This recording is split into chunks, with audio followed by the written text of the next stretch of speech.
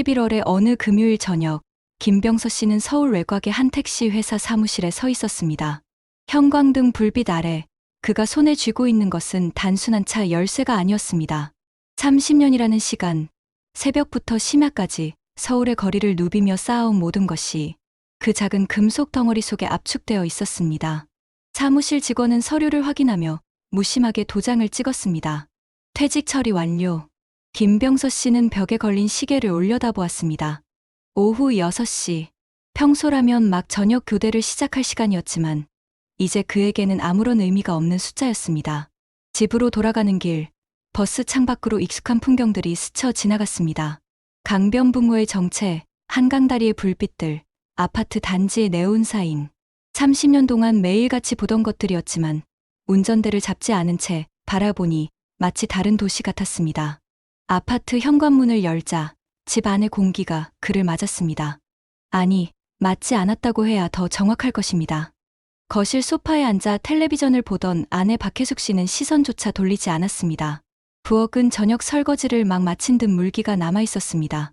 김병서 씨는 현관에 서서 잠시 망설이다 이내 조용히 신발을 벗고 집 안으로 들어갔습니다. 유니폼 재킷을 옷걸이에 걸면서 주머니에서 빈 지갑과 휴대전화를 꺼냈습니다. 텅 빈 주머니가 유독 이상하게 가벼웠습니다. 식탁에는 그의 몫으로 보이는 밥 한 공기와 국, 그리고 김치 몇 점이 놓여 있었습니다. 플라스틱 랩으로 덮여 있는 것으로 보아 한참 전에 차려놓은 듯했습니다. 그는 혼자 식탁에 앉아 랩을 벗겼습니다. 식은 밥을 한 숟가락 떠 입에 넣었지만 맛이 느껴지지 않았습니다. 텔레비전에서는 뉴스가 흘러나왔습니다. 경제 불황, 청년 실업, 노인 빈곤. 익숙한 단어들이 귓가를 스쳐 지나갔습니다. 아내는 여전히 그를 보지 않은 채 리모컨을 들어 채널을 돌렸습니다. 드라마가 시작되자 볼륨을 높였습니다. 배우들의 과장된 대사가 집 안을 가득 채웠습니다. 병서 씨는 숟가락을 내려놓았습니다. 밥을 절반도 먹지 못했지만 더 이상 넘어가지 않았습니다. 그는 조용히 자리에서 일어나 그릇을 싱크대에 놓았습니다. 물을 틀어 그릇을 헹구는 동안 손이 미세하게 떨렸습니다. 30년 동안 운전대를 잡던 손이 이제는 작은 밥그릇 하나 제대로 잡지 못하고 있었습니다. 방으로 들어가 문을 닫자 비로소 정적이 찾아왔습니다. 책상 위에는 퇴직금 명세서와 국민연금 안내문이 놓여 있었습니다. 숫자들이 빼곡했지만 그 어느 것도 앞으로의 삶을 보장해주지는 못했습니다. 67세.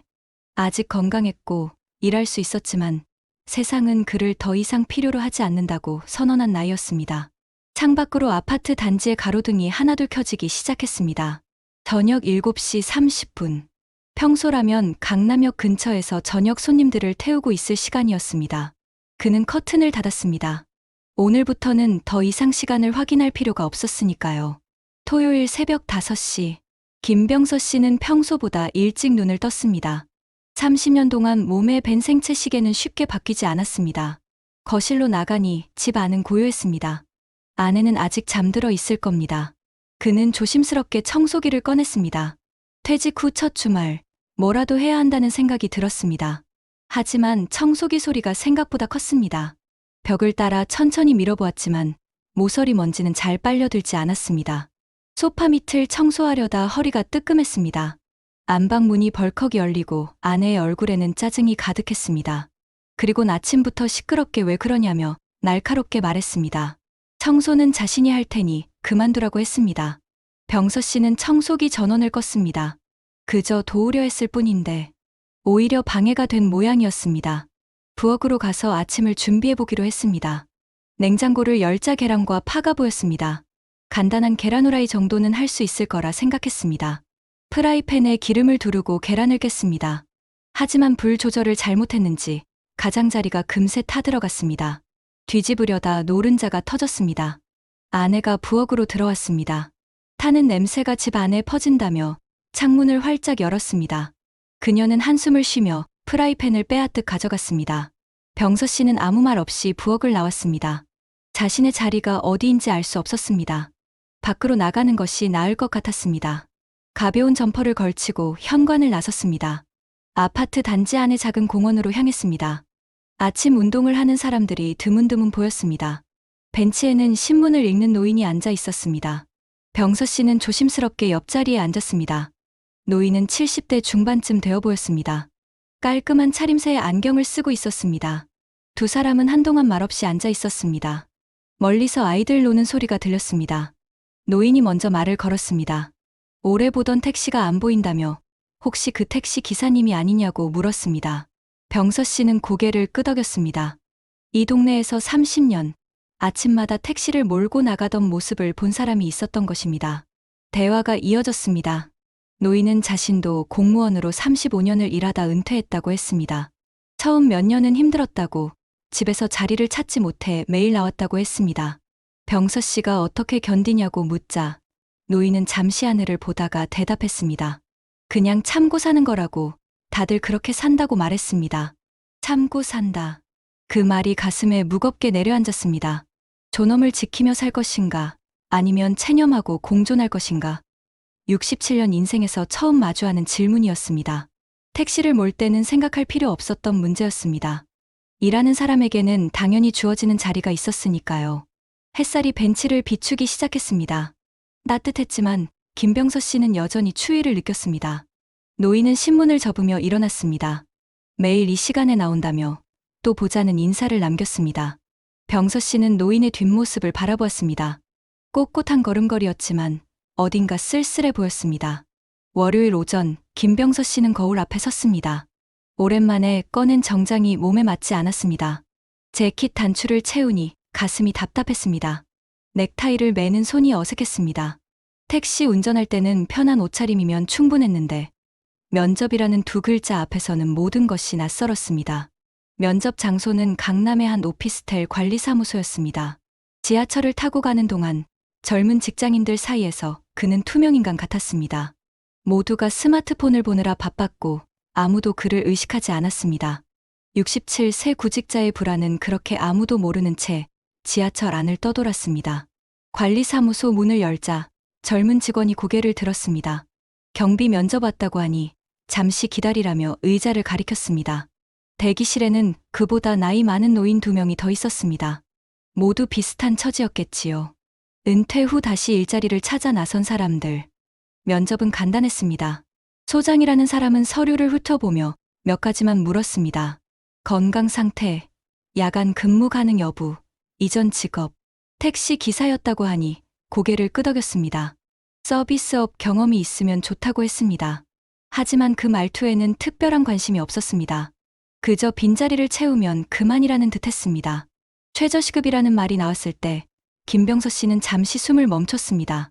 시간당 9,860원. 한 달에 200만 원이 조금 넘는 돈이었습니다. 택시 기사 시절의 절반도 안 되는 금액이었습니다. 하지만 다른 선택지가 있는 것도 아니었습니다. 그는 조용히 알겠다고 대답했습니다. 다음 날부터 바로 출근하라고 했습니다. 교육이랄 것도 없었습니다. 선임 경비원이 1시간 정도 업무를 설명해 주는 게 전부였습니다. 차단기 작동법, 택배 관리, 순찰 일지 작성. 복잡하지는 않았지만 손에 익지 않았습니다. 특히 컴퓨터로 일지를 작성하는 것이 어려웠습니다. 경비 부스는 유리로 된 작은 공간이었습니다. 한평 남짓한 곳에 의자 하나, 작은 책상, 그리고 모니터 여러 대가 놓여 있었습니다.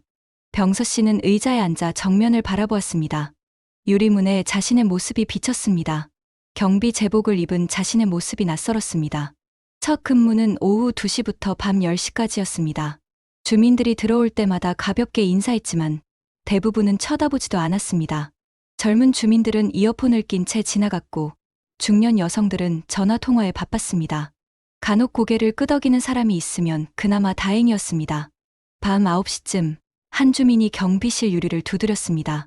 주차장 불이 꺼졌다며 빨리 확인하라고 했습니다. 김병서 씨는 손전등을 들고 지하 주차장으로 내려갔습니다.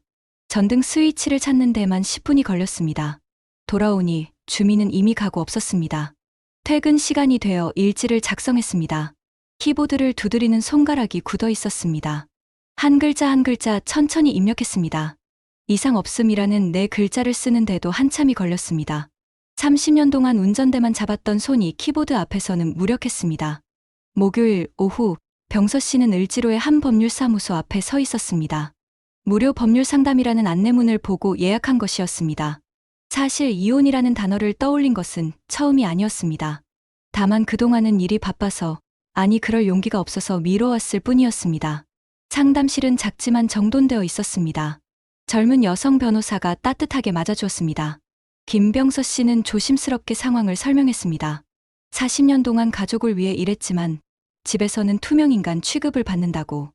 대화가 없고 무시당하며 존재 자체를 부정당하는 기분이라고 말했습니다. 변호사는 진지하게 들었습니다. 그리고 조심스럽게 말했습니다. 신체적 폭력만이 학대가 아니라고, 정서적 학대도 이혼 사유가 될 수 있다고 설명했습니다. 특히 노년기에 정서적 고립은 건강에도 심각한 영향을 미친다고 덧붙였습니다. 병서 씨는 처음으로 자신의 고통이 정당하다는 인정을 받은 기분이었습니다. 재산 분할에 대한 설명도 이어졌습니다. 40년 동안 함께 일궈온 것들이니 절반은 당연히 그의 몫이라고 했습니다. 하지만 병서 씨에게는 재산보다 중요한 것이 있었습니다. 남은 인생을 어떻게 살 것인가, 그것이 진짜 문제였습니다. 상담을 마치고 나오는 길에 휴대전화가 울렸습니다. 아들이었습니다. 오랜만에 듣는 목소리였습니다. 안부를 묻는 짧은 통화였지만 아들은 아버지의 목소리가 피곤해 보인다고 했습니다.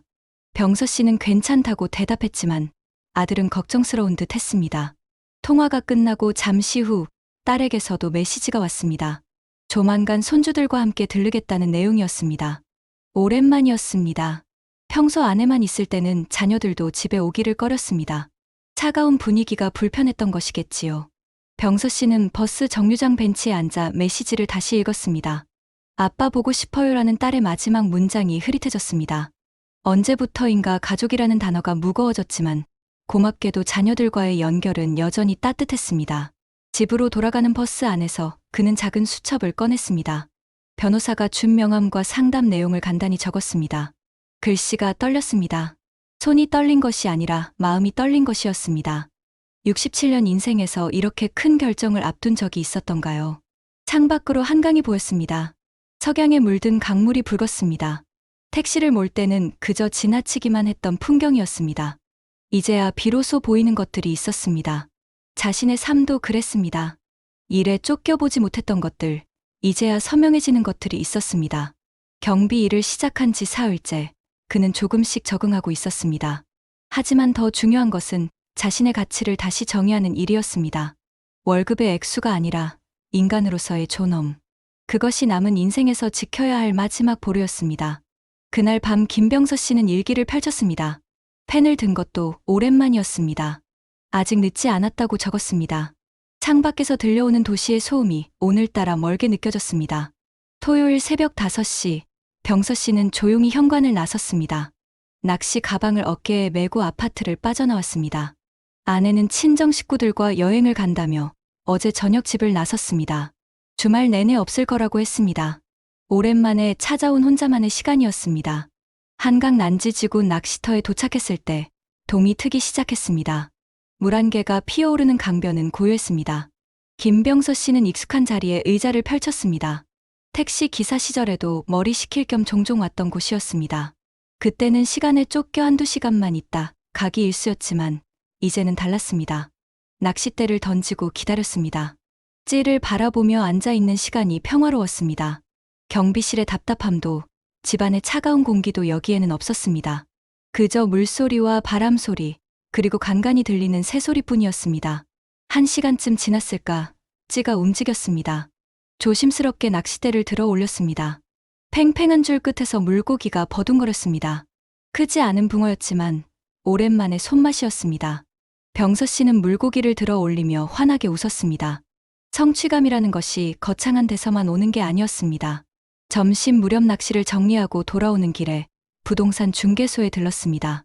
며칠 전부터 알아보던 원룸이었습니다. 보증금 5천만 원에 월세 40만 원. 퇴직금으로 충분히 감당할 수 있는 금액이었습니다. 작지만 깨끗한 방이었습니다. 남향이라 햇볕도 잘 들었습니다. 중개인은 혼자 사실 거냐고 물었습니다. 병서 씨는 잠시 망설이다 그렇다고 대답했습니다. 황혼 이혼이 많다며 중개인이 덧붙였지만 더 이상의 설명은 하지 않았습니다.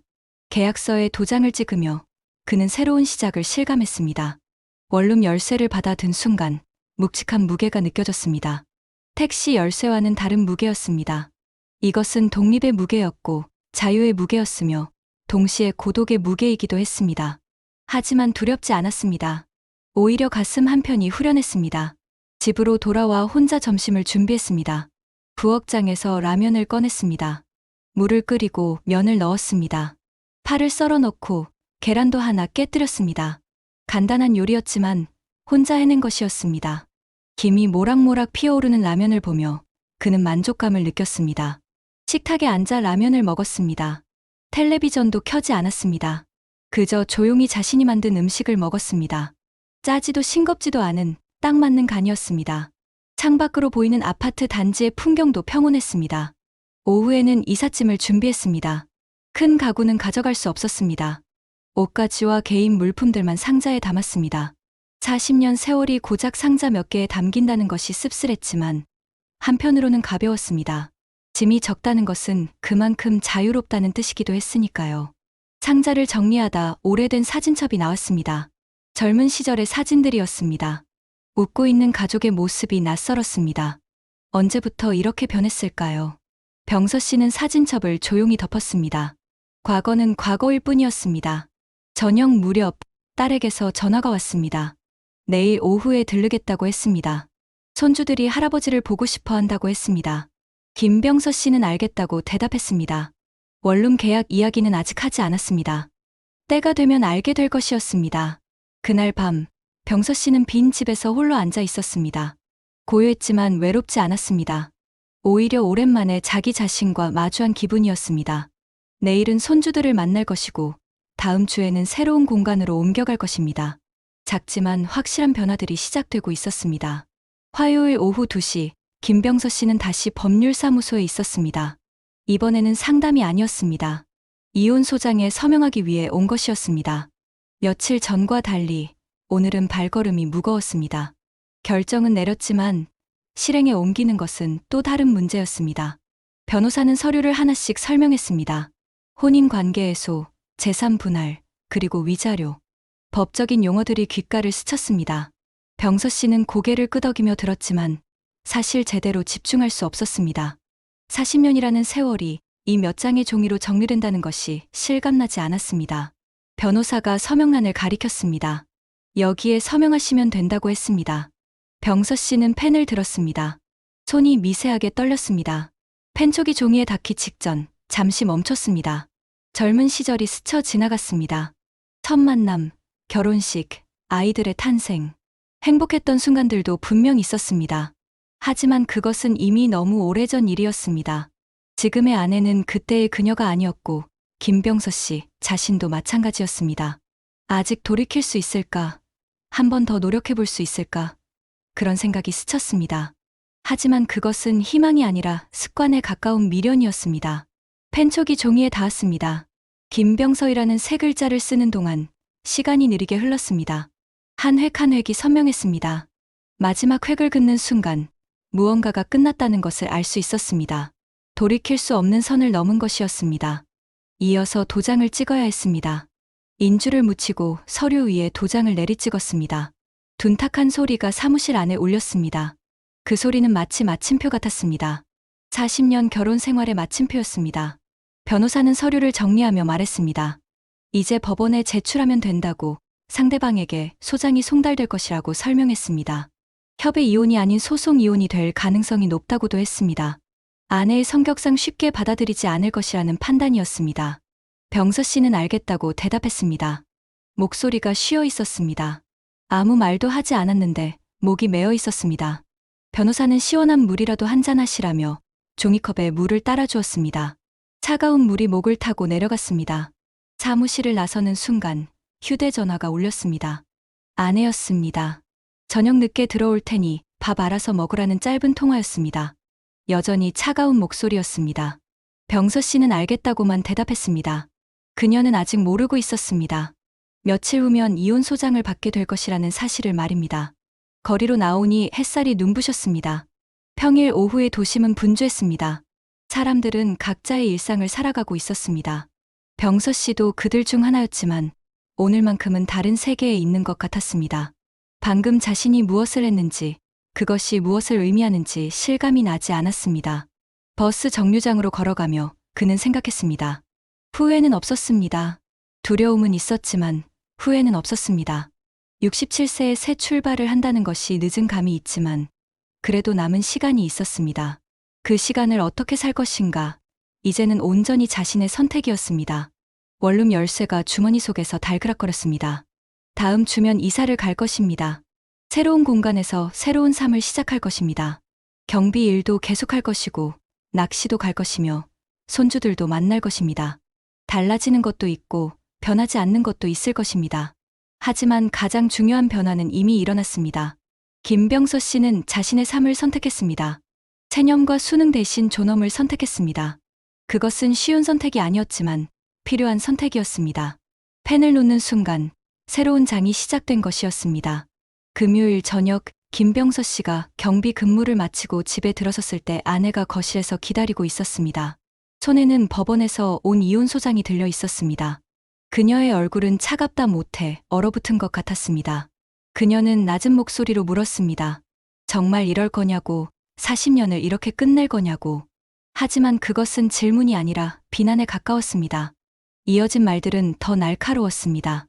평생 택시나 몰던 사람이 무슨 배짱으로 이혼을 요구하냐고, 체면이 뭔지 아냐고, 친지들에게, 동네 사람들에게 뭐라고 설명할 거냐고 쏟아냈습니다. 재산 분할 이야기가 나오자 목소리가 더 높아졌습니다. 자신이 알뜰하게 모은 돈인데 왜 나눠야 하냐고, 당신은 번 족족 다 쓰지 않았냐고 따졌습니다. 병서 씨는 조용히 듣고만 있었습니다. 반박할 수도 있었지만 더 이상 소용없다는 것을 알았습니다. 그날 밤 김병서 씨는 집을 나왔습니다. 준비해둔 상자 2개만 들고 나왔습니다. 아내는 현관까지 따라 나와 소리쳤습니다. 나가면 끝이라고, 다시는 돌아올 생각하지 말라고. 병서 씨는 대답 없이 문을 닫았습니다. 40년 살던 집을 등지는 순간이었습니다. 원룸에 도착한 것은 밤 11시가 넘어서였습니다. 상자를 내려놓고 불을 켰습니다. 텅 빈 방이었지만 이상하게 마음이 편했습니다. 작은 창문으로 들어오는 가로등 불빛이 방 안을 희미하게 비췄습니다. 병서 씨는 벽에 기대어 앉았습니다. 침대도 아직 없었지만 괜찮았습니다. 다음 날부터 편의점 아르바이트를 시작했습니다. 경비 일과 시간이 겹치지 않는 야간 시간대였습니다.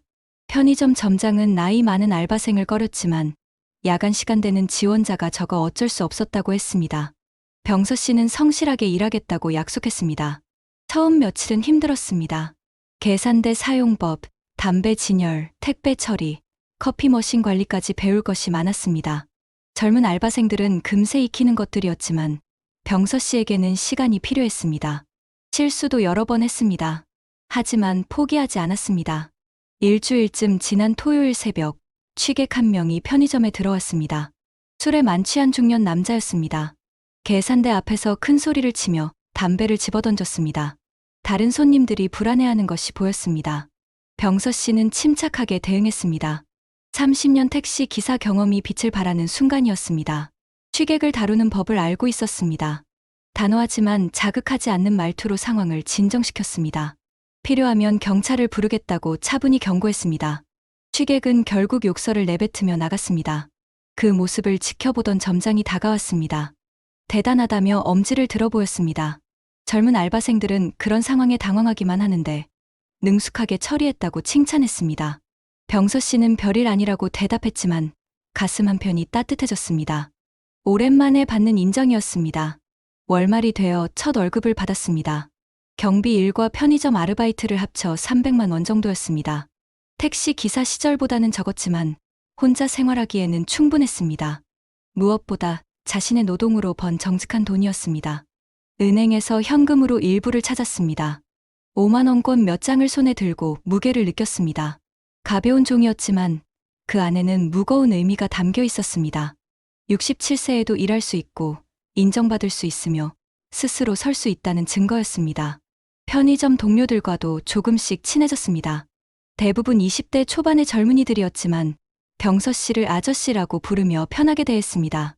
가끔 인생 상담을 하기도 했습니다. 병서 씨는 항상 그들에게 같은 조언을 해주었습니다. 젊음이 얼마나 소중한지, 시간을 소중하게 쓰라고, 절대 허비하지 말라고. 법원 조정실의 공기는 차가웠습니다.